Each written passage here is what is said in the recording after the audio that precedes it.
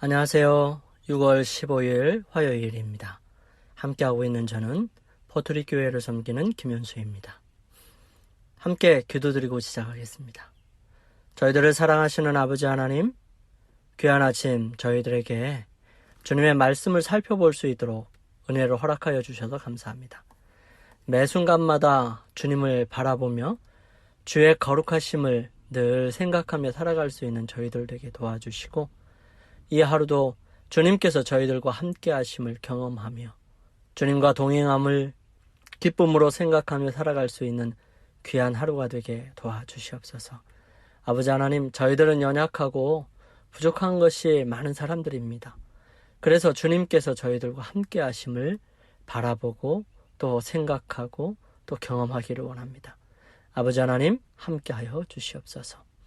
오늘도 주님 앞에 간절한 마음으로 기도의 제목들을 가지고 주님 앞에 있는 주님의 자녀들 기억하여 주시고, 그들로 하여금 주님 안에서 모든 것들이 해결되고 주의 거룩하심을 믿음과 감사로 기뻐하며 바라볼 수 있는 용기와 희망을 허락하여 주시옵소서.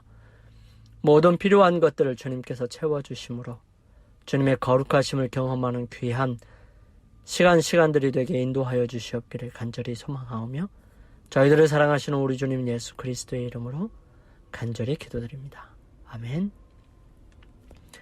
오늘은 아브라함의 믿음 첫 번째 시간입니다.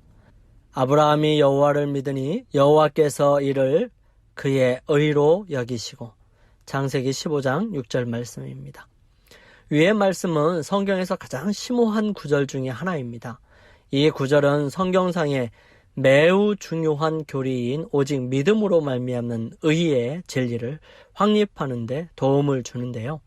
바울이 로마서에서 그 진리를 언급하기 이미 수세기 전에 기록된 것입니다. 이 구절은 구원이 에덴에서부터 언제나 같은 방법으로 주어졌다는 사실을 입증해 줍니다. 이 구절의 전후 문맥을 살펴보면 아브라함의 믿음이 얼마나 위대한 것이었는가를 이해할 수 있습니다. 아브라함에게는 조금 전에 조카 롯을 구하기 위해 전쟁을 치루었었습니다. 비록 그는 기쁨으로 그의 장막과 양떼에게 돌아왔지만 그의 마음은 괴로운 생각들로 불안하였습니다. 그는 가능한 한 원한과 싸움을 피하는 평화의 사람이었습니다. 그는 두려움으로 자신이 목격했던 학살 장면을 회상하였습니다. 그가 접수한 군대들이 속하였던 민족들은 틀림없이 또다시 가나안을 침략하고자 할 것이고요. 자신을 그들의 복수의 특별 목표로 삼고자 할 것임을 알았기에 두려워할 수밖에 없었습니다. 그와 같이 민족 간의 전쟁에 휩쓸림으로 그의 평온한 생활은 깨어질 것이었습니다. 더욱이 그는 가나안 점령을 시작하지도 않았으며 지금은 그 예언의 약속이 성취될 후사를 바랄 수도 없었습니다. 밤이상 가운데 하나님의 음성이 다시 들렸어요. 만왕의 왕의 말씀이 아브라함아 두려워 말라. 나는 너의 방패요 너의 지극히 큰 상급이니라 하셨습니다. 그러나 그의 마음은 이제는 전처럼 의심할 수 없는 확신으로 약속을 붙잡을 수 없다는 불길한 예감에 압도되었습니다. 그는 그것이 성취되리라는 어떤 구체적인 증거를 위하여 기도하였습니다. 아들의 선물이 보류되고서야 어떻게 언약의 약속이 실현될 리가 있을까요? 그가 말하기를 무엇을 내게 주시나이까? 나는 무자하오니 내 집에서 길리온 자가 나의 후사가 될 것이니이다 라고 말했습니다. 그는 그가 신임하는 종 엘리에셀을 양자로 삼아 그의 소유를 상속시키고자 제어하였습니다. 그렇지만 그는 자신의 아들이 그의 후사가 되리라는 보증을 하나님께서 해주셨지요. 그때 그는 장막 밖으로 인도되어서 하늘에서 반짝이는 무수한 별들을 쳐다보라는 지시를 받았습니다. 그가 이렇게 하였을 때 내 자손이 이와 같으리라는 말씀을 하나님께서 해주셨죠. 아브라함이 하나님을 믿으니 이것이 저에게 의로 여기신 바 되었느니라. 아직도 아브라함은 자신의 믿음을 확증해주며 그들에 대한 하나님의 은혜로운 목적이 성취되리라는 사실을 후세대들에게 증거해 줄 눈에 보이는 어떤 표징을 간과했습니다. 주님께서는 자신을 낮추시어 당신의 종과 언약을 맺기로 하시고 엄숙한 계약의 비준을 위하여 사람들 사이에서 일반적으로 행하여졌던 형식을 하나님께서 선택하신 거예요. 하나님의 지시대로 아브라함은 각각 3년 된 암소와 암염소, 수양으로 희생을 드렸고 그것을 쪼개어 그 조각들을 조금씩 떼어 놓았습니다. 이에 더하여 산비둘기 하나와 집비둘기 새끼 하나를 드렸는데요. 그것들은 쪼개지 아니하였습니다. 이 일을 한 후에 그는 영구적인 순종을 하나님께 엄숙히 맹세하면서 그 제물 사이를 경건하게 지나갔습니다. 조심스럽고 끈기 있게 그는 해가 질 때까지 짐승들의 주검 곁에 머물러서 맹금들이 그것을 더럽히거나 뜯어먹지 못하게 하였습니다. 해질 무렵에 그는 깊은 잠에 떨어졌어요. 그리고 캄캄함이 임함으로 심히 두려워하였습니다. 그 후에 하나님의 음성이 들렸는데 약속의 땅을 즉시 점령하리라고는 기대하지 말라고 명하시면서 가나안에 정착하기 전에 그의 후손들이 당할 고통을 지적해 보이셨습니다. 위대한 희생 제물이신 그리스도의 죽음과 그분께서 영광 가운데 오시는 모습을 통해서 여기서 구속의 경륜이 그에게 제시되었습니다. 또 아브라함은 이 땅의 약속의 최종적이요 완전한 성취로 그에게 영원한 유업으로 주어지기 위하여 에덴의 아름다움으로 회복되는 것을 보았습니다. 사람들과 더불어 세우신 하나님의 이 같은 언약의 보증으로서 하나님의 임재를 상징하는 연기나는 풀무와 타는 횃불이 쪼개진 희생제물 사이로 지나가며 그것을 모두 태웠습니다. 그리고 다시 하나님의 음성이 아브라함에게 들렸죠. 애굽 강에서부터 큰 강 유브라데까지 가나안 땅을 그의 후손들에게 주실 것을 확증하셨습니다. 그는 아들을 주시리라는 하나님의 약속이 육체적으로는 전혀 불가능하게 보였음에도 불구하고 그 약속을 믿었습니다. 그 믿음은 자신의 무력함을 완전히 인정하는 믿음이었고요. 철저하게 자아를 굴복시켜야 하는 믿음이었습니다. 그 믿음은 여호와께 대한 전적인 복종을 요구하는 믿음이었고요. 순종으로 이어지는 믿음이었습니다. 이것이 아브라함의 믿음이었고요. 그것은 의로 여기심을 받았던 것입니다. 성경은 왜 아브라함의 믿음이 그에게 의로 여겨졌다 혹은 간주되었다고 하였을까요? 아브라함이 하나님의 의로우심과 같은 의의를 가지고 있었을까요? 전혀 없었죠. 그럼에도 불구하고 하나님께서 의롭다 칭해 주시는 것입니다. 아브라함은 하나님께서 그를 의롭다고 선언하신 지 오래지 않아서 어떤 일을 행하였나요? 기다리지 못하고 사라의 권유에 하갈을 받아들여 이스마엘을 낳게 되죠. 그것 때문에 가정에 불화가 생기고 급기야는 이스마엘과 하갈이 쫓겨나고 아브라함과 떨어져서 살아야 하는 상황으로 이어지고요. 이스라엘 백성들을 끊임없이 괴롭히는 원수로서 오늘까지 이루고 있는 것입니다. 이 사실은 아브라함의 의가 자신에게서 나온 것이 아니라 하나님께서 부여하신 것임을 이해하는 데 도움을 주고 있습니다. 사람에게 나오는 의는 결코 하나님께서 요구하시고 또 주시려고 하시는 의를 충족시킬 수 없지요. 그렇기 때문에 의롭다고 여겨 주셔야 하는 것입니다. 아브라함의 생애의 많은 부분은 믿음과 순종의 생애였어요. 완벽한 믿음과 완벽한 순종의 생애는 아니었습니다. 아브라함의 생애의 많은 부분은 믿음과 순종의 생애였지만 완벽한 믿음과 완벽한 순종의 생애는 아니었어요. 때때로 그는 믿음과 순종에 있어서 연약한 면을 보이기도 했습니다. 이 사실은 우리에게 중요한 핵심을 일깨워 주는데요. 우리를 구원하는 의의에 부여된 우리를 구원하는 의는 부여된 의이고 입혀진 의라는 사실입니다. 이것은 비록 우리에게 결함이 있을지라도 하나님의 시각에서 보시기에 의롭다고 선언하신다는 뜻이죠. 이 말은 하늘에 계신 하나님께서 우리가 그러하지 않을지라도 우리를 의롭게 봐주신다는 말입니다. 하나님께서 아브라함을 이렇게 바라보셨고요. 또한 아브라함의 믿음으로 그분에게 나오는 모든 자들에게도 그렇게 하실 것입니다. 아브라함은 비록 믿음과 순종의 생애를 살았지만 그의 행동이 완벽하게 의로운 것은 아니었습니다. 아브라함의 의는 하나님께로부터 부여받은 것이었습니다. 그런즉 육신으로 우리 조상된 아브라함이 무엇을 얻었다 하리요? 만일 아브라함이 행위로서 의롭다 하심을 얻었으면 자랑할 것이 있으려니와 하나님 앞에서는 없느니라. 성경이 무엇을 말하느뇨? 아브라함이 하나님을 믿음에 이것이 저에게 의로 여기신 바 되었느니라.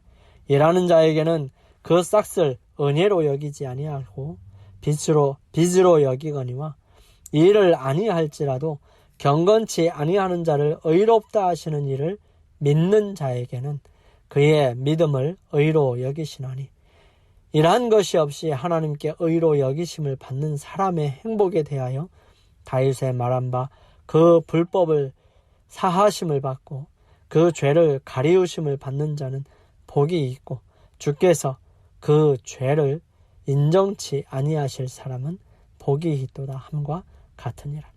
우리의 공로를 자랑하는 일은 합당하지 않습니다. 지혜로운 자는 그 지혜를 자랑치 말라. 용사는 그 용맹을 자랑치 말라. 부자는 그 부함을 자랑치 말라. 자랑하는 자는 이것으로 자랑할지니 곧 명철하여 나를 아는 것과 나 여호와는 인내와 공평과 정직을 땅에 행하는 자인 줄을 깨닫는 것이라. 나는 이 일을 기뻐하노라. 하나님의 여호와의 말이니라. 상급은 우리의 행위로 인하여 받는 것이 아니라 전적으로 그분의 은혜로 말미암아 받는 것이기 때문에 누구도 자랑하지 말아야 합니다. 그러므로 한 사람이 다른 사람보다 낫다고 자만하거나 다른 사람에게 원한을 품을 이유가 없죠. 어느 누구도 다른 사람분들보다 뛰어난 특권을 가진 것이 아니고요. 또한 어느 누구도 보상을 요구할 권리를 가지고 있지 않습니다.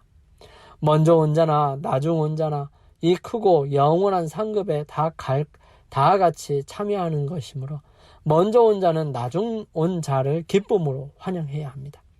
보상을 다른 사람에게 주는 것을 아까워하는 자는 자기 자신이 오직 은혜로 말미암아 구원을 받게 된다는 사실을 잊어버리는 것이지요. 품꾼의 비유는 모든 질투와 의심을 책망합니다. 사랑은 진리를 기뻐하고 시기심을 가지고 다른 사람과 비교하지 않습니다. 사랑이 있는 자는 그리스도의 아름다운 품성과 자기 자신을 비교할 뿐이지요. 여러 차례 시장에 가서 품꾼들을 데리고 와서 포도원에서 일하게 한 농부의 모습을 통해서 천국에 대하여 설명하신 것입니다. 이 비유는 그들의 봉사기간이 아무리 길고 수고가 아무리 많다 할지라도 저희 동포에 대한 사랑과 하나님께 대한 겸비함이 없을 것 같으면 그 모든 것이 아무것도 아니라는 사실을 모든 품꾼들에게 경고하는 것입니다. 자신을 보좌에 앉히는 곳에는 신앙이 있을 수 없습니다. 자신의 영광을 목적으로 하는 자는 주님의 사업에 유능한 일꾼이 되게 하는 유일한 미덕이 자신에게 부족하다는 것을 알게 될 것입니다. 자만심과 자부심을 품을 때에는 언제든지 주님의 사업은 손상을 입게 됩니다. 우리의 일이 하나님께 간합되도록 해주는 것은 우리가 일한 시간의 길이가 아니라 그 일의 자원에서 바친 우리의 마음과 충실함입니다. 모든 봉사에는 완전한 헌신이 요구되지요. 아무리 작은 의무라 할지라도 자기 자신을 잊고 성심성의껏 할 때에는 그것이 이기심으로 손상을 입은 가장 큰 일보다 더 하나님께 기쁨이 됩니다. 그분은 우리가 얼마나 그리스도의 정신을 품고 있으며 우리의 일이 얼마나 그리스도의 모습을 나타내는지를 주목하십니다.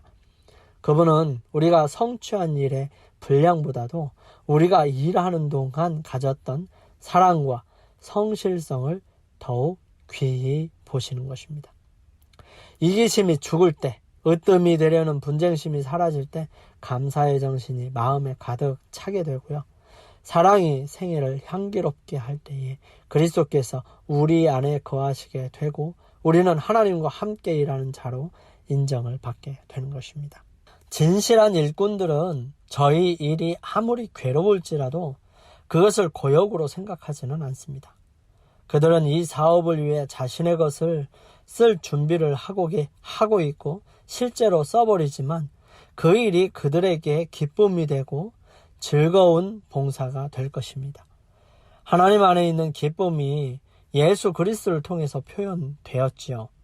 또 표현될 것입니다.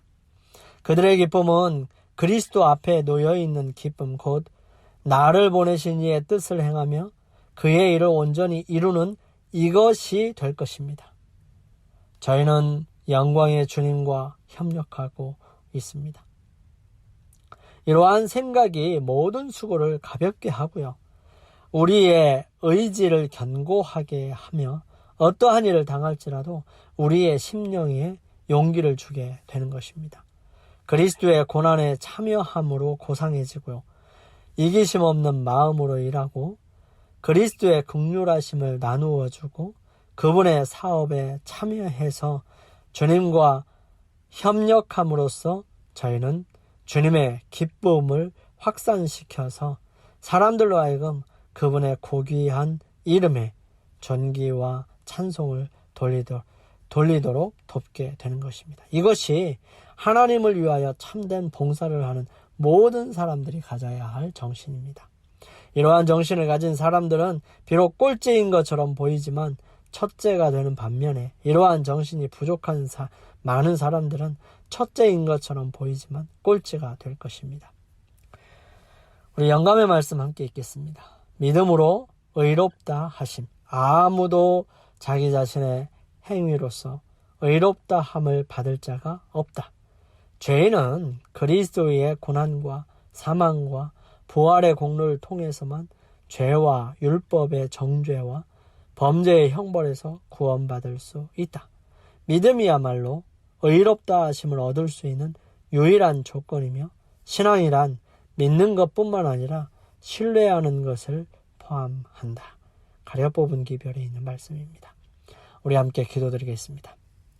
사랑의 아버지 하나님, 아브라함이 주님께서 하신 말씀을 그대로 믿었던 것처럼 저희들 단순하고 또 겸손함으로 주님의 말씀을 있는 그대로 받아들이고 마음으로 믿어 주님께서 저희들을 통하여 이루시고자 하는 그 일들을 이루어감을 바라보게 하여 주시옵소서.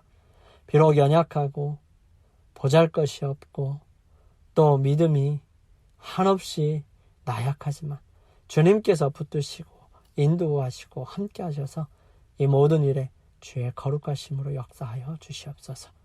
주의 모든 것을 주님께 의탁합니다. 주님께서 저희들의 이 하루를 함께 하시고 인도하셔서 승리할 수 있도록 인도하여 주시옵기를 저희들을 사랑하시는 예수님의 이름으로 간절히 기도드립니다. 아멘.